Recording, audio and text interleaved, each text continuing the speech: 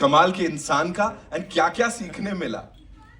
सबसे पहले तो आप सबको बहुत बहुत धन्यवाद यहाँ आने के लिए और सब ट्रेलर के साथ सबको पसंद करने के लिए।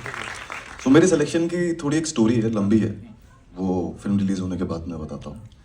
बट मैं अपना जो थैंक्स है वो 3 पार्ट में करना चाहूँगा। पहला थैंक्स मैं आदि सर को और अब्बास सर को करना चाहूँगा, जिन्होंने मुझे इस काबिल समझा कि मैं मतलब मेरे बोलते हुए भी मैं शिवर कर रहा हूँ कि भाई का बड़ा भाई, मतलब ये तो मैं सपने में भी नहीं सोचा था। मतलब दिल्ली से जब मैं बॉम्बे शिफ्ट हो रहा था तब भी मैंने नहीं सोचा था कि मैं यहाँ तक पहुँचूंगा। तो उस काबिल समझने के लिए thank you so much sir. और दूसरा, दुनिया के सबसे मेहनती इंसान के साथ फ्रेम शेयर करना। मतलब मुझे लगता है किस्मत बहुत बड़ा मेजर रोल प्ले करती है आपकी लाइफ में सक्सेस लाने के लिए, बट उसके पीछे की मेहनत को देखना और एडमायर करना ज़रूरी है।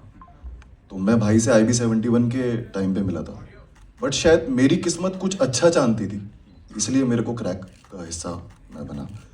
तो 15 साल में 10 साल की जो मेरी मेहनत है, शायद वो मुझे यहाँ तक भाई के पास लाके खड़ा कर पाई है। और जब मैं पहली बार मिलने गया तो मैं ऐसा लग रहा था, मैं फूले नहीं समा रहा था। ऐसे कोई लड़का किसी सुंदर लड़की से रिश्ते के लिए मिलने जाता है ना, तो वो ऐसे गदगद हो जाता है अंदर से। तो मैं ऐसे शिवर कर रहा था, तो मैं भाई के लिए एक छोटा सा हनुमान जी लेके गया था, क्योंकि मैं भाई को बहुत मानता हूँ। और तीसरा थैंक्स मैं करना चाहूँगा ऑफ कोर्स माता पिता का, क्योंकि घर से दूर रहना, उनकी ब्लेसिंग्स के साथ यहाँ आना। और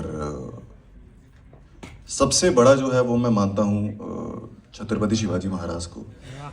और मेरे लिए मेरे महाराज क्रैक में आदि सर थे। वो मुझे था कि मुझे अपना सब कुछ सर्व करना है इन्हें, जो इन्होंने निहाल में देखा है। अगर मैं उसको नहीं सर्व कर पाया तो मैं फिर किस बात का उन्होंने मेरे पे दाव खेला है। तो वो प्रूव करने के लिए मुझे पूरा जोर लगाना पड़ा।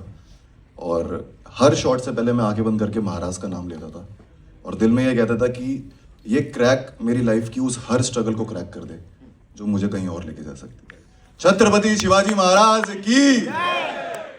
There is so much that we need to talk. They are ruling right now, and of course, what were your preparations for your Definitely, character? yeah, you're right. It is an era of influencers now.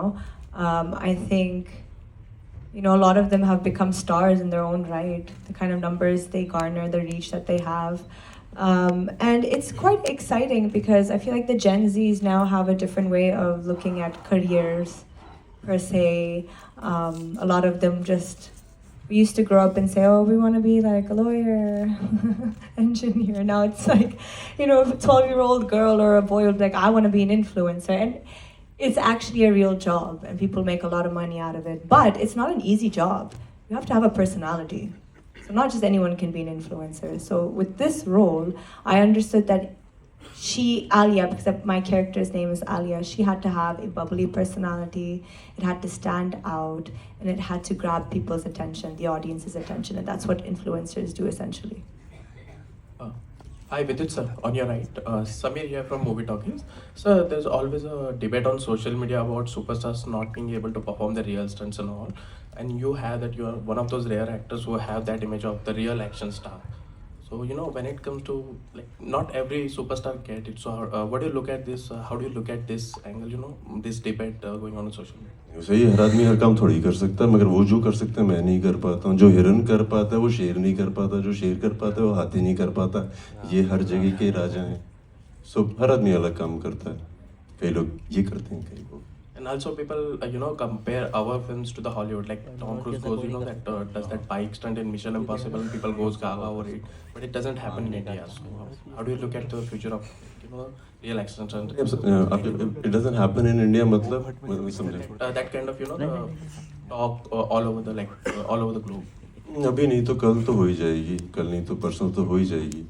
But जैसे ये जो जिक्र कर रहे थे, हमारे trailer में last में एक सीन है जहाँ पे मैं ब्रिज पे चढ़ता हूँ। इन्होंने बहुत तमीज़ से बता दिया क्या हुआ था। असली में ये नहीं हुआ था। लाइट जा रही थी, रिहर्सल कर रहे थे, लाइट जा रही थी, रिहर्सल कर रहे थे, स्टंटमैन केबल लगा रहा है, हो नहीं रहा है। एंड मैं वेट कर रहा हूँ कि मुझे करना है, मुझे करना है, मुझे करना है। फिर बहुत देर हो गई। आदित्य दत्त ने कहा नहीं Vidyut, this is not safe, we should not do it. So फिर और देर हो गई। फिर मैंने अब्बास को बोला कि मुझे करना है। So उसने बोला अभी बहुत देर हो गई है. So I went on the bridge and I said मुझे ये स्टंट करना है, अब मैं प्रोड्यूसर हूँ, सुनो मैं करूँगा. So आदित्य दत्त आ गए. ये हकीकत है. फिर आदित्य दत्त आ गए. I said दत्त तुम्हें करवाना पड़ेगा. You know I can do it. You know I can do it. He said I know you can do it. So I said then you should shoot it. तब तक एक्शन डायरेक्टर जा चुके थे क्योंकि उन्होंने कहा कि ऐसा ऐसा. So कोशिश तो कर रहे हैं, पूरे इस चीज़ में हम कोशिश कर रहे हैं. आज नहीं तो कल लोग बोलेंगे अरे वाह कमाल हो गया. बोलेंगे तो सही. आई होप ये वाला सीन भी उतना ही वायरल हो जाए. होएगा. We'll take one more question. Yeah. Experiments करते हुए नजर आते हैं. यहाँ पर भी हम देख रहे काफ़ी वक्त बाद हम आपको सिनेमाज में देख रहे हैं, अलग अंदाज में, अलग अवतार में, और आपने कहा कि काफ़ी बोन्स भी आपने क्रैक किए फॉर दिस रोल. क्या कहेंगे इस अंदाज से वापसी करना, क्या कुछ रीजंस रहे, क्या कुछ एक्साइटिंग लगा आपको फॉर चूजिंग दिस प्रोजेक्ट?